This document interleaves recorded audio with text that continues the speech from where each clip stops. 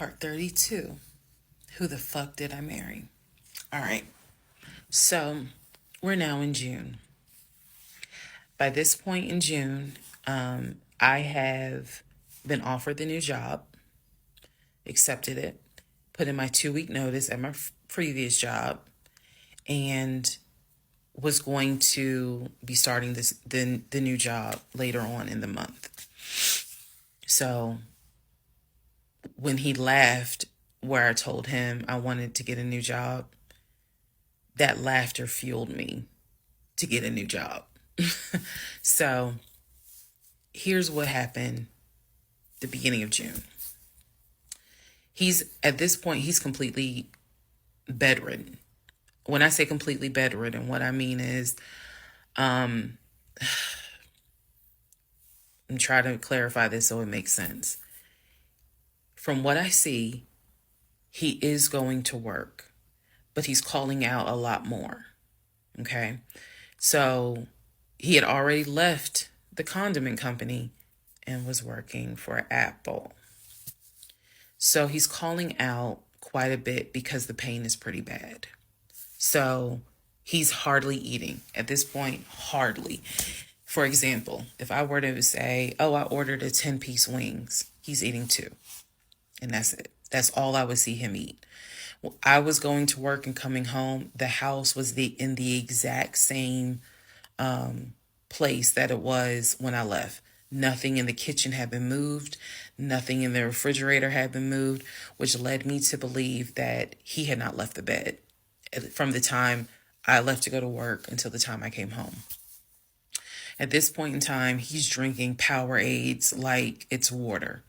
I mean, I'm buying cases of Powerades. And that seemed to be the only thing that he was taking in. So if he was a 3X when I met him, he's probably at a 1X, maybe a 2X, depending on the clothes. He's lost a lot of weight because he's not eating. So that's the reason why I say he wasn't faking whatever was going on. I think the issue with his knee was a symptom. That was not some football injury. That was not, I hit it at work. It wasn't that. Something else was going on. I had kept asking him to, let me know when you have a doctor's appointment. I'm going to go with you. I'm going to go with you. And he just kept saying he's calling the doctor, and the doctor told him to just keep icing the knee. But I knew better. What was happening was I didn't care because of all the stuff I was finding out. So beginning of June, he is in the bed, sleep, and I get his phone. I ain't gonna lie. I got his phone. He had a work phone and he had a personal phone. It was the work phone that he had from the condiment company that apparently was never turned in. Follow me. It'll all come out.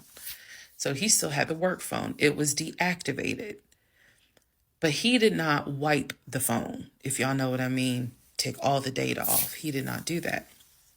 So I looked through the phone and I see this would have been text messages. Text messages between him and a woman named Peaches. I go back to the beginning of the text messages. This is on the work phone. This is the beginning of June of 2021. I go back to the text messages the beginning of the text messages between him and Peaches. Yes, that was her name, Peaches. I'm reading the thread because he's knocked out sleep. So I'm in the bathroom with the door locked, reading the thread. And what I can tell is that he met Peaches on POF. If you don't know what POF is, it is Plenty of Fish, a dating website. He met Peaches.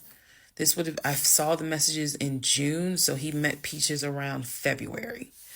Met Peaches from POF. And apparently Peaches was, there's no nice way to say it. Apparently Peaches was a prostitute.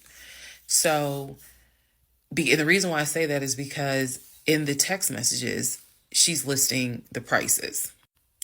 So he asked for a hand job.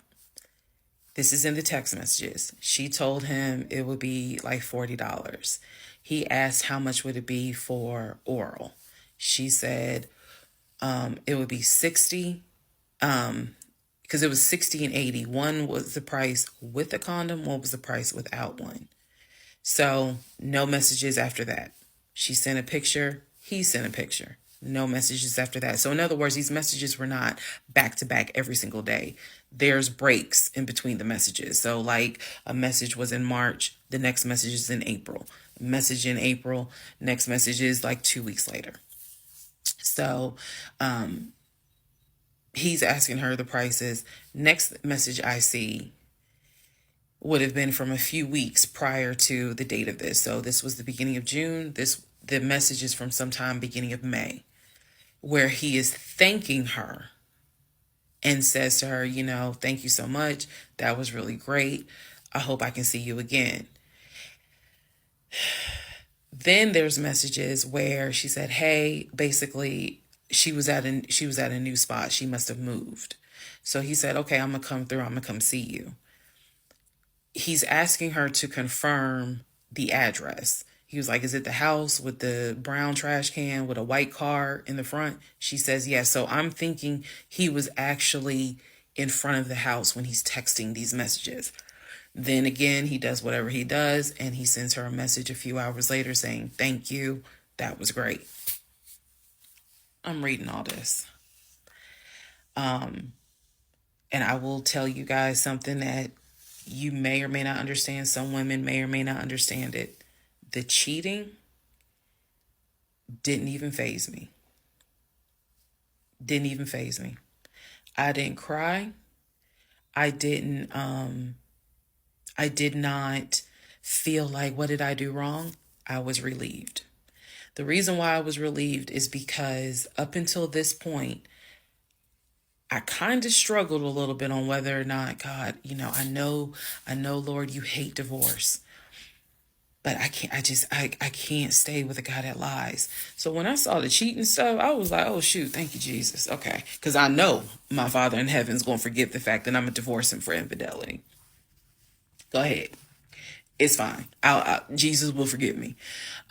So I was relieved, to be honest with you. Like, oh, okay. I got grounds now, bitch. That's how I felt. So saw the messages, forwarded the messages to my phone. Or excuse me, I had to take my phone because the phone was deactivated. So I kind of had to do a little ghetto, hold the phone up, take my phone, and take pictures of what I see on the phone, so that I would have proof on my phone. Then I put the phone back and continued on. Now in the next part is the day that he gets kicked out. And I will tell y'all what happened.